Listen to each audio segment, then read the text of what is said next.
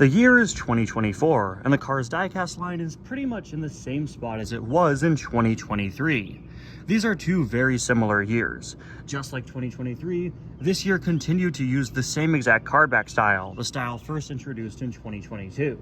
It continued to primarily focus on Cars on the Road diecasts, with nearly every new release being based on the Disney Plus show, and really not focus on new releases from the movies. Just like in 2023, only one car in this year's mainline came from the Cars films. It continued to feature the very interesting concept of Cars Toon Cars in the mainline, with a couple more Tokyo Mater items, and outside of the mainline, we continue to get the Glow Racers toy line. So yeah, pretty samey year, nothing too special, but that doesn't mean it was a bad year. While I think 2024 is certainly one of the weakest years in the Cars diecast line, the items that we got were genuinely all pretty solid. For Cars on the Road, we got cars like Chris Freightman here, many more of the Road Rumblers, our first electric car with Ken and Janoki, and a very clever 2-pack that includes a car shooting a dart and, well, the car with the dart stuck to it. It's like a fun interactive 2-pack. Of course, there was the movie prop 2-pack, which was certainly a highlight of the year, with a plastic UFO prop from the Cars on the Road B-movie episode. There were certainly some pretty fun and solid new releases for Cars on the Road items. When it came to re-releases, this year was certainly on the weaker side. Personally, I think 2024 is the worst year for re-releases in the line. Not too much special. Despite the Lemons being brought back in 2023, they didn't return for 2024. Despite them consistently re-releasing Piston Cup cars that hadn't been out in a long time, they really didn't in 2024. They released several Piston Cup cars, but all of them had been out within the last few years. Really, the only notable re-releases this year came in the form of the Tuners with Flames and Union Jack Ramone. So, you know, not too bad, but still not the most notable lineup.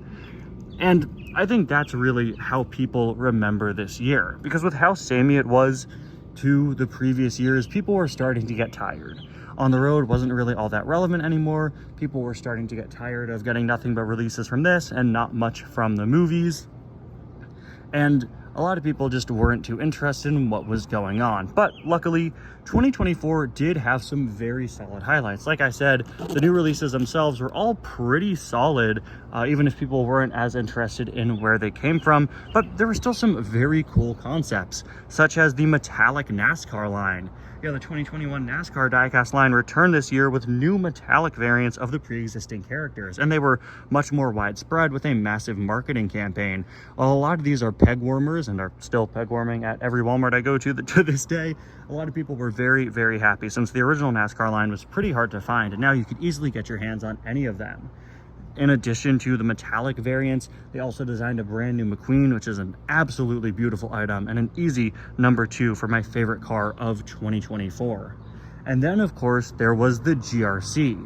For the first time ever, a fully new story-based expanded universe Cars diecast line in the main line. Not a store exclusive line. No, the GRC took up several slots in the main line, and while this was certainly a controversial choice, the GRC cars themselves were very well loved and incredibly well designed. GRC sparked a pretty interesting new concept for the Cars diecast line, which we saw revisited in 2025 and again this year, 2026, with these expanded universe lines in the main line with very high quality cars with a story to them, explored in several toy lines released by Mattel.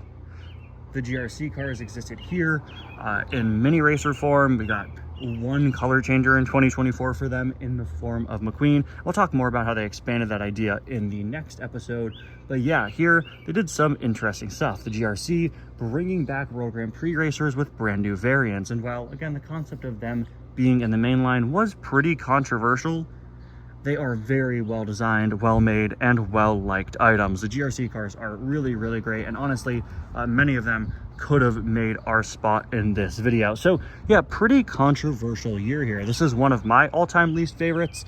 I think it's pretty weak in a lot of areas, but we can't deny how good a lot of the stuff we got was, including this guy right here, Chris Freightman. With all my praise for things like the GRC, you may be surprised to see that this is the car I picked out as my favorite, but Chris Freightman has stuck out to me ever since day one, and I cannot wait to review him again. Hello everybody, and welcome back to 20 Years of Favorites. We are in the second to last episode talking about 2024 here, and as you can see, I'm on vacation. We are back at the beach house for the next few days, so reviewing cars outside as per usual. Chris Freightman is a car from the Cars on the Road episode Trucks. He's just a background character, but oh my gosh, I love him so much. Trucks is full of just generic blank truck characters, of course, throughout that whole big, wacky, weird musical number, and Chris Freightman is just a blank tow truck. And I cannot talk enough about how much I love having this in the toy line. For years, I've said that we need blank, generic versions of, maintenance vehicles. Yes, we have Mater and we have the race tow truck, but we don't have, or we didn't have until this guy right here, a generic blank tow truck. We have Sheriff, we have Mike and Dee Dee, we have Piston Cup Security, but to this day, we don't have a generic blank police car. Useful things like this that you could really use in different scenarios. As someone who makes a car series, it could be frustrating having to settle for the Piston Cup Security every time I need police. So having Chris Freightman, absolutely incredible. And this is an incredible looking item. He, of course, is based on Cars 3 background character Herb Kerbler, no, not that one, who was a Piston Cup tow truck who was actually cut from the film, but I'm so happy we have his mold in the form of Chris Freightman. Just look at this. This is an exceptional looking item. It's a type of item I've wanted for a very long time, and that's why he is easily my favorite from this year. So taking a closer look, I really do like the design here. The yellow is very bold and striking. He's got a nice, calm facial expression. Just looks like a normal dude. Got some dirt detailing down there on the bumper, which I think was applied nicely. Jessica Carville, another 2024 item in my opinion, had some really bad dirt detailing. Chris Freightman's is a little awkward in some places, but I don't think it takes away from the look. Moving on to the side, you can see this is a very large item. Definitely one that would have been a deluxe back when there were deluxes. With deluxes gone, it is nice that we got to have him as a single, but unfortunate that deluxes are gone. Of course, we've got the light bar up there on the side. You can see his wheels, as well as the whole towing assembly, which I accidentally unhooked earlier on. I didn't know you could do that. But yeah, we've got his hook here. We have this little, sort of tray that you pick up cars with. I absolutely adore how the towing assembly on this item looks, with the wire here, which is a little bit movable. We've got just the whole mechanism. It's not articulated, but it is exceptionally well detailed. Another great detail is the fact that his license plate is actually all the way up here. As you can see, it's worn and you can't really make it out, but it's just a really nice detail that is very realistic to where actual tow trucks place their plates. We've got the hazard stripes, the back lights. The amount of detail on this item is absolutely immaculate, and it's just so nice to have that for just a blank background truck, right? This is such a well-designed, well-detailed item. It's just such a well-designed toy also, just in general. One that I really like. In a pretty mixed bag year, I'm happy to still have standout items like this guy right here. I really can't talk enough about just how well designed this is as a die-cast. It's a modern tow truck, blank tow truck. I just think it's really great. But there we have it, guys. Chris Freightman, my favorite item from 2026. With this month being, of course, the month of Cars' 20th anniversary and Cars 3's 15th, and Cars 2's 15th and Cars 3's 9th, of course. I've been adding a special segment to the end of my reviews discussing why I think these items, the items that I'm reviewing, are important to the 20-year history of the Cars diecast line. And in the case of Chris Freightman, I think it's pretty obvious.